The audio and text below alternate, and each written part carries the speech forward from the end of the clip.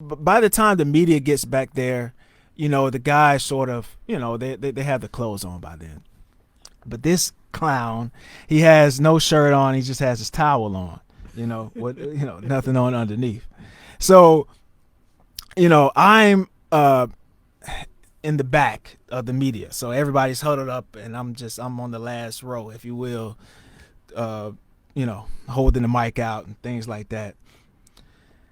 And they're asking them questions, and Dwight comes up, and he's like behind me trying to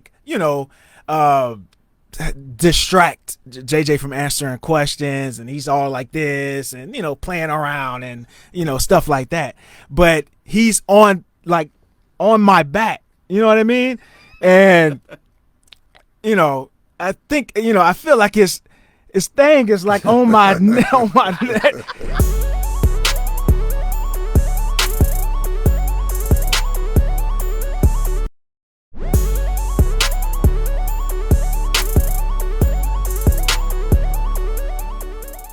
Well, yes, right. So it is time for the story of the week here.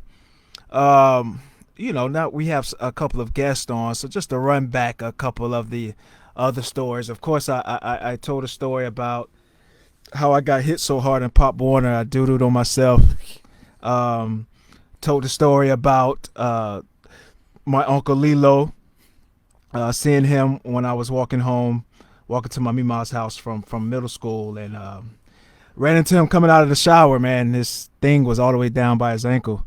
And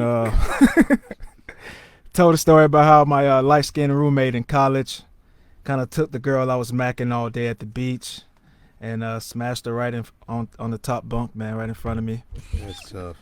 It's really tough, man. Yeah, man. But today, I had a strange encounter with Dwight Howard. So back in the day, I used to work for the Orlando Sentinel and WFTV Channel 9. Shout out to Justin.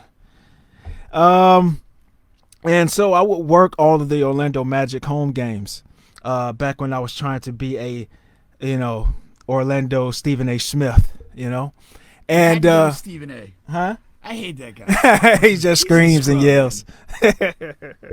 All shtick, no substance. So yeah, man. So after the games, I would, go to the locker room, and ask questions, things like that, get it on for WFTV and get in the editing room, things like that. So this particular game, they played the Lakers.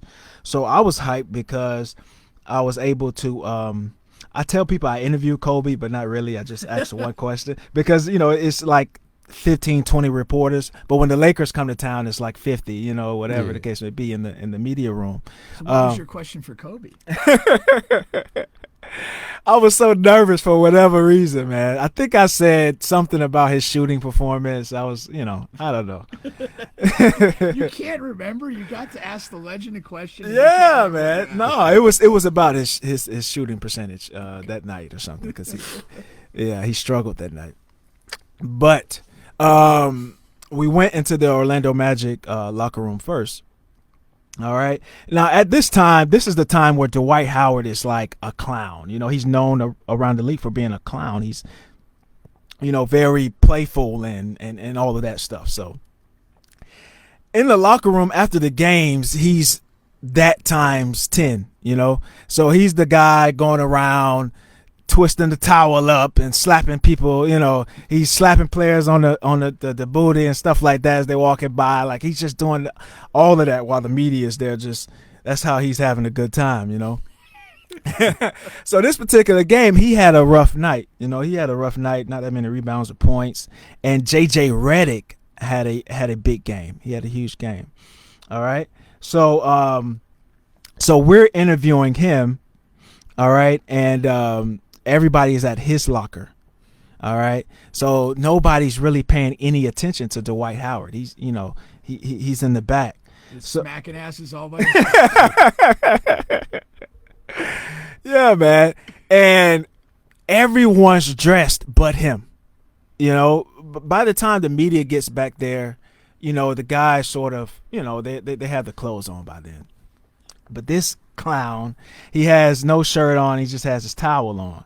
Nothing on underneath. So, I'm in the back of the media. So everybody's huddled up, and I'm on the last row, if you will, holding the mic out and things like that. And they're asking them questions, and Dwight comes up, and he's like behind me trying to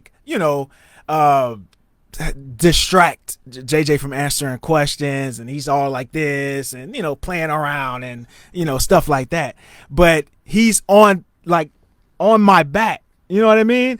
And I think I feel like his thing is like on my neck, and and it's just like I don't want to get I don't want to act a fool in here, man, because you know what I mean? I'm trying to make it in here in this business, you know what I mean? So this guy, he keeps doing, so I just say, yo, what you doing, man? That's what, and then he just like, he looks at me like, I'm crazy or something, you know what I mean? And so we get into there's only one guy naked dancing with another guy, and somehow I'm the crazy guy. Yeah, exactly, man. How'd that happen? Just like, yo, can you move over here? You know what I mean? And man, that was the last time I was in that locker room. They wouldn't let me. You were banned? I guess not banned, but my director wouldn't. I don't know. Maybe somebody said something to him. They wouldn't let me go back in the locker room after that, man. I just couldn't let that man just have his meat on my neck, man. I hope they told the next intern that if Dwight wants to put his junk on your neck, you got to just take do it. The things you have to do, man, to make it in this world. That was your version of the casting couch, and you failed. It was a test. The casting couch. The Illuminati. That's funny. Oh, no, man, I couldn't do it, man. I couldn't do it. I'm with you, man. That's an uncomfortable situation. I can only imagine. All right. Well, I want to thank Juan, and I want to thank Daryl Harden for coming in, helping us out with the show today. Daryl, great stuff. Very informative. Appreciated it. Juan, as always, hot takes on the NBA. I don't know that they're hot. I try to be reasonable. That Milwaukee take is not reasonable. There's enough takes on the NBA. There's enough hot take artists in here. I try to be reasonable, even though Bubba doesn't think so. But now, we'll see. Time will tell. Now, Bubba, I gotta ask: when the Dwight and the transsexual stuff came out, did it kind of make that story take a different turn? Could that have possibly been a legitimate advance by the big fella? Hell no. Oh, well, at least you didn't end up with a strained ass. Yeah. That was his injury, right? He had an injury. It was right after the story dropped. Yikes, man. Yikes. I remember that. Talk about timing. Yeah. Could it have been a hamstring? Come on, it's not that far apart.